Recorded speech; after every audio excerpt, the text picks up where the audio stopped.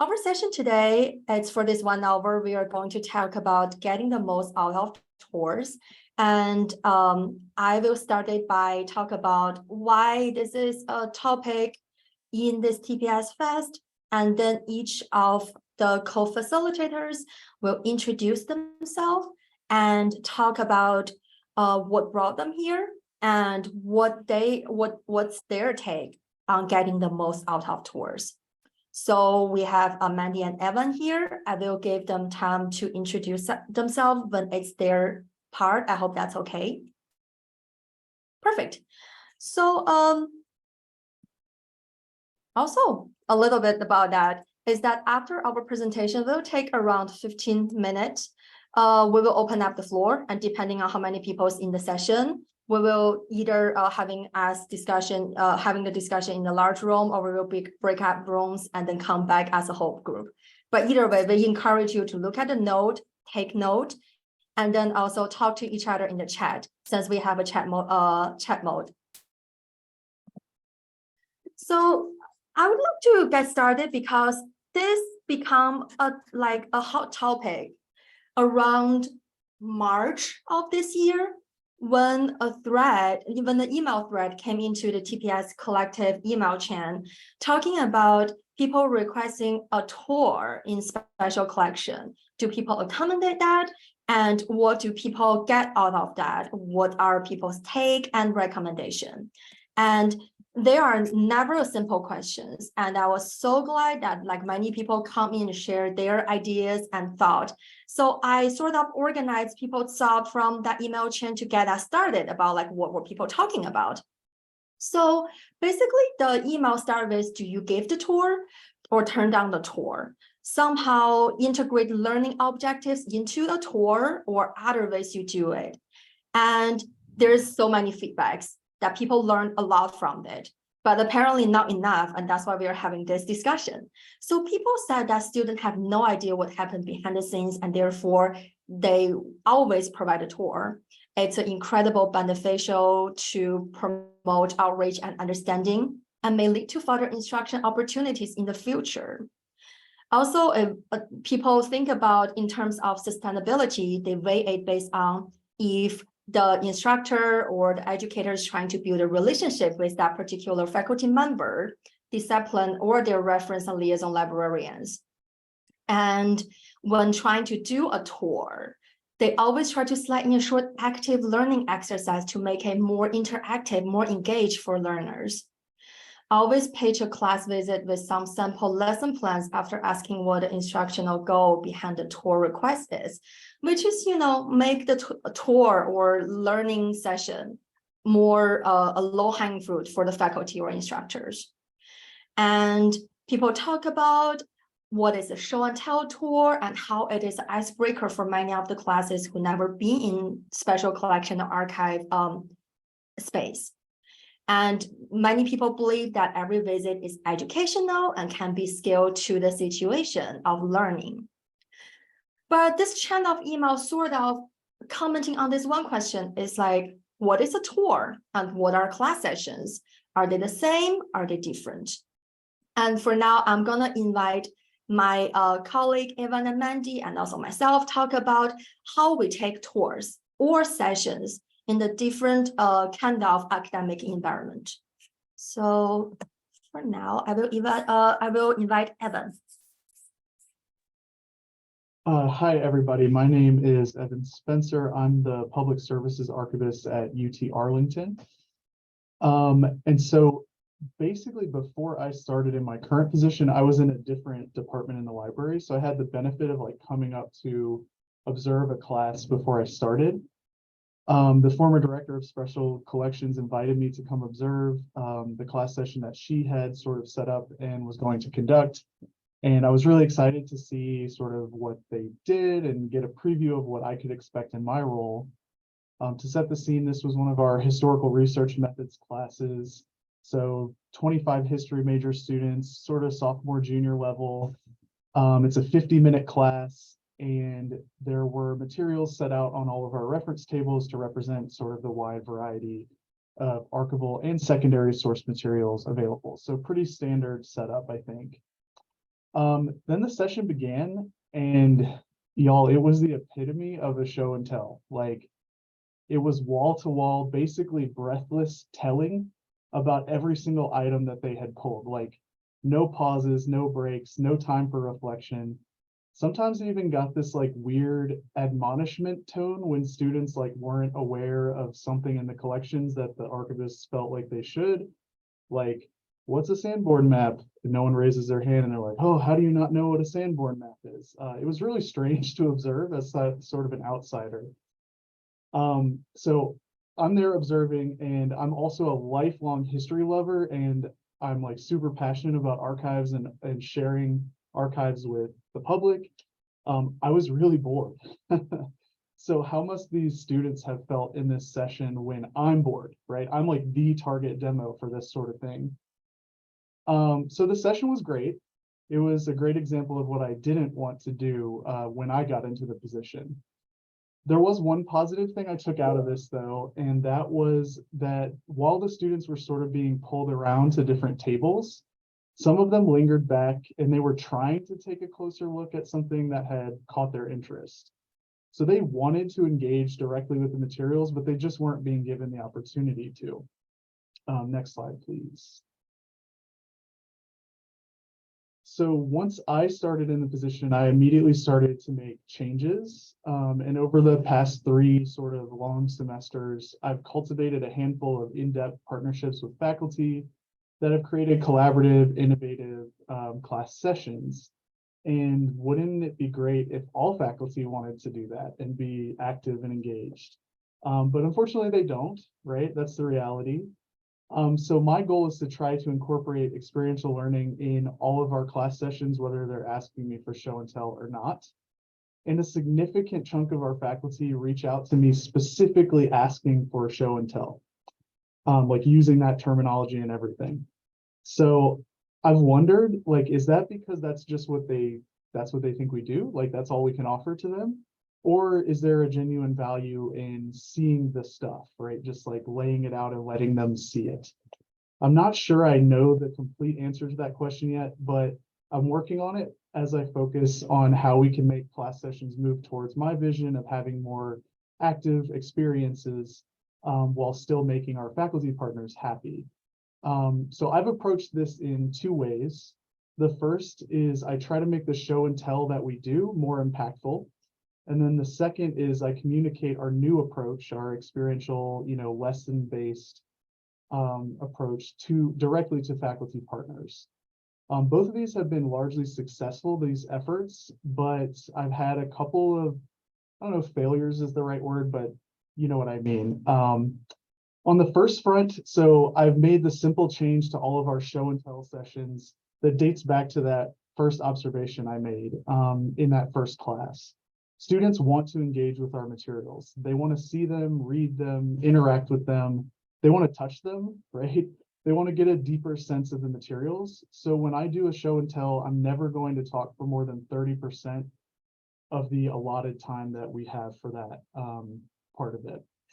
So I'll just introduce the collections and basically give them a why we chose them for this class. Like, why is this particular collection relevant to you? Why are these documents out on the table? And then I just turn them loose to dive in. So whatever they find interesting, I want them to go spend some time with it. And this might not complete high-level learning objectives, but it accomplishes some of our other goals. Students see themselves as welcome in archives. They're capable and qualified to handle and assess primary source materials. And with the right faculty in the room, this can also become a time for reflection and some of that deeper relation to class discussions and readings. And this is a super easy switch to make. Everybody's sort of still in their comfort zone. So when it comes to communicating with faculty up front, I've taken a more direct approach. When asked to conduct a show and tell, I essentially yes and, right? So I'll say, sure, we'll do a show and tell, but also I'll directly propose splitting the class period in half and then doing an activity like a document analysis, something that I've already prepped. So far, most faculty have agreed to try the activity and almost every single session has gone really well.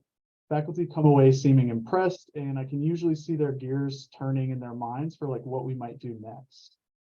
But not all have gone that way. I mentioned some failures. I had one history professor tell me in response to my initial proposal that she wanted a full hour and 20 minutes of show and tell, and that her students, quote, already know how to assess primary sources. Okay. And then I had another session where a professor, I think, unintentionally sabotaged the document analysis activity by basically just keeping the show and tell going at the station that she found the documents interesting at. So, you know, and then I've also had some professors, like, they teach the same class every semester and they didn't come back the next semester. So I'm dealing with like mixed results, and I'm still sort of like figuring this out, and I'm in the transitional phase. So I'm really excited for this discussion to see what ideas others have. And that's it for me. Thank you. Thank you. So now it's my part. I'm going to say that we should expect more than a tour at museum galleries, since that's the primary source I am working with, art, object, and artifacts. I am Yuqiao Brigitte Cao. I'm the visual literacy librarian at University of Delaware Museums. And usually, like many of us know, people, class, student who's not familiar about what's happening in special collection, in archive, in museums, they'll email you being like, hey, I want to schedule a tour or like a field trip for my student. And I personally do not like that word, and I'm gonna say it even this is recorded. For us, a little bit different in the museum is that unlike archives and special collections, we usually cannot take a group of students back to our repository storage or the like preparatory area to have a back like to the back of the same kind of tour. Partially because we are a very small museum gallery. The other part is like we don't have many behind the thing objects to pull and to show you, like the special collection and archives. Therefore, that's almost never an option unless they're from, you know, conservation or like art history or museum studies. So generally, when people really asking for a tour, they want to come to the museum galleries, look at art. But what does look at art means? And therefore, when I reach back to them, I'm like, thank you for their interest, but I always want them to expect more than a tour, but a learning session at museum galleries. And my definition for a learning session is it has to be at some point guided, either by me, our graduate research assistant, my colleagues, or by the professor or instructor themselves. It has to have clear learning outcomes. And I will talk about the learning outcomes in a little bit. And it always comes with interactive activities. And it always comes out like with times for students to roam around in the gallery freely to look at the things they really want to look at. So some of the learning outcomes are, you know, people usually come in being like, we want a tour, and they only want the student to know that museum exists and we show art in the museum, which is wonderful because not everyone's familiar with art museum, like not everyone actually know what special collection archives do. And that is okay. And sometimes when instructors or faculties are struggling coming up with outcomes, I prepared a sample learning outcome document that I can send it to them, and he can choose and let me know what their class is interested in looking. For example, for some of the like English 110 writing class, or like freshman class that getting to know the university, I always recommend them to learn about museum as institution, including the space exists, what we are showing, and also curatorial and what you're looking at in this gallery are made by like humans, so like people's choice. And then since I'm a visual literacy librarian, I also really want students to engage in learning visual literacy and research skills by really engaging looking at objects and artifacts. Sometimes the course comes with a specific context and concept. For example, English class might come in learning about Harlem Renaissance, or like history class come in learning about a specific period in like ancient Rome, and that is okay. We learn that and we pull objects for them in the study room. And finally, we always want to highlight diversity, equity, and inclusion. And that include learn about people have different opinions, people see the world differently, and people communicate differently. And finally, some classes like creative writing class come in, and they're looking for creative stimulus. In those classes, I might suggest them to give students more time to usually hand in hand to create authentic assignments, such as like response to one of the artwork, or create a poem with the artwork, depending on what they're working on, what the class is about. And with those learning outcomes, it's easy for me to choose sample activities. So for classes that's not familiar at looking at art, for example, they're not from art history or art and design, I always start my instruction part to lead them through a close looking exercise by talk about what do you see in this artwork and what do you see to make you say that. Really emphasize on the students' feeling and their individual experience and emotions. And then sometimes I have sample activities such as personal response as shown on the screen. That is, we value students like personal individual background. And that is what we're trying to get it out when students tend to not know what they're getting into in the museum learning session. And with the help of learning outcomes and personal response, usually this class goes as one of the sessions as they're sitting in the classroom that actually come in with a like preconception about their course, about why they're here, and then like all the knowledge and activities we do in the session build onto that. And I love to promote sessions rather than tours, and therefore I always highlight that the faculty or the instructor should be here, be a part of the class, and really show that this is a formal learning occasion. So that is just my take on this tour versus learning session. And now I will turn it to Mandi. Hello.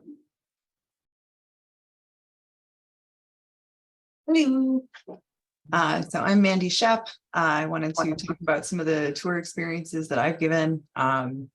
So a bit about my background. I'm at State University of New York at Fredonia currently, which is a state academic special collections and archives setting. But I also have experience giving unique tours in a specialized research library setting. So I'm going to talk about both of those and kind of the differences with each. Because every tour is different, man. So the first slide here, this is from a recent event. We had sort of an archives open house for students in the museum studies program. This was also opened up to community members. So we had kind of an interactive show and tell type tour where they could kind of experience highlights from our different collections. We have a pretty big variety. We're dealing with about 165 different collections here. So it's there's definitely something for everybody, and it's a very scalable, modular kind of thing. Next slide, please. So currently, my setting right now is the Daniel Reed Library at SUNY Fredonia. I'm coordinator of special collections and archives here. Next slide, please. So what I really try and do here is keep the tours very bespoke, depending on who is requesting them. I try not to have boilerplate tour experiences. That's really my goal. I don't want to have the same old, same old. We have a lot of cross-disciplinary students here that are in multiple majors. So it's pretty likely that I will see the same students more than once. And I really don't want to have them be bored or experiencing something that they've already experienced that's not interesting to them. So I keep my tours different depending on if these are student groups or classes. I give tours for researchers as well. We have a lot of interesting highfalutin collections that draw very specialized researchers like saxophonists and folks that are interested in Weimar era stuff.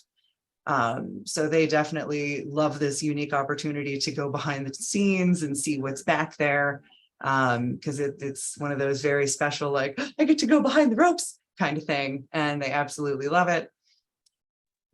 So I also give different tours for community groups. I give tours for donors. That's a thing I'm often asked to do. If there's a prospective donor, I like to show them how the artifacts here are taken care of, what they can expect to have their collections experience once they're donated here, and the kind of ways in which I like to highlight them for other students. So it's a different type of experience. Also, I like to provide as a form of outreach tours for new faculty and staff hires in different departments, so they can kind of I saw in the chat someone mentioned they just want us to know that the archives exist, and I do want that. I definitely want that. So I try and be as proactive about it as humanly possible, and that's one of the ways that really works for me. So I do use our public spaces. We do also go behind the scenes. I do give guided tours of exhibits that are up if it's a huge group of people or if it's difficult to get back to where the archives are. In our campus, we are in a historic building. The main library is part of a campus expansion that was built by the IMP firm. So we have it's a big architecture fancy thing. And our archives building is different. It's a circular tower. So it is 4 stories of a round room full of square boxes, which is always good for a laugh. I've also given my student workers the opportunity to guide their own tours for different class groups and things. That's the center photo up top. My students each curated their own exhibit last semester as part of our open house and did a guided exhibit tour of what they had selected for materials and why and what those connections meant to them. So it was, everything is very, very different. Next slide, please. On the flip side, my previous job was working for the Marion Skidmore Library at the Lilydale Assembly. For those who are not familiar with this location, they are Lilydale is a community of psychics and mediums and spiritualists. It is a really, really, really unique setting and with a appropriately unique library to match. So you are also giving a tour of exhibits, the location, as well as this unique community that it's all tied together with. Next slide, please. So here we've given a variety of different tours. So the photo that's on the far left is an author who wrote a YA murder mystery series based in Lilydale, and she came and gave tours of the locations that she used in her books. So it was a really big walking tour. We had about 200 people in attendance and we went throughout the entire town. We also did a library tour that kind of focused on books that were inspirational or that served some sort of interesting thing in the writing of her stories. The photo on the top is the start of a tour I gave through the town. Saturdays, myself and the museum director would kind of rotate on historical tours where we would highlight artifacts and places and different origins and houses, because the whole community is kind of an artifact. On the bottom, I would let people research the stacks there because it was a small, very controlled area and people were so happy to connect with things and pull their cameras out and take photos, and they were just overjoyed to be in this space. So I was very happy to encourage it whenever I could. And then the bottom right, that is totally me, dressed up as Marion Skidmore, the lady that founded our library in 1886. We would give in costume historical tours where we would dress up as historical figures from Lilydale and talk about the buildings that we were involved with. So that was a very different way of doing things and providing a different connection. Next slide, please. So that is about it for me. I will turn it back over to Yuqiao sorry, I am also bad with names, my apologies. So thank you very much, and moving right along. Yeah, so thank you so much for Mandy and Evan. And now we are gonna sort of open up the floor and it's into our discussion sections. So each of us sort of talk about what tour or learning session means for us.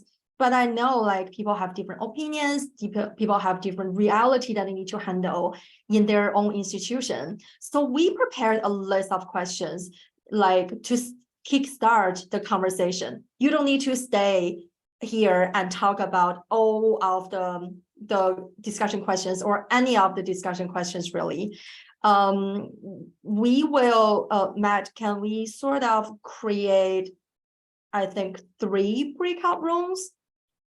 And they are not going to be themed. So feel free to hop into any of those and jump in the conversation that's already happening. And if you're a lurker, you just don't feel talking on a Wednesday afternoon, you can also stay in the lobby with us, ask us questions, or just hang out here and we can chat about the questions on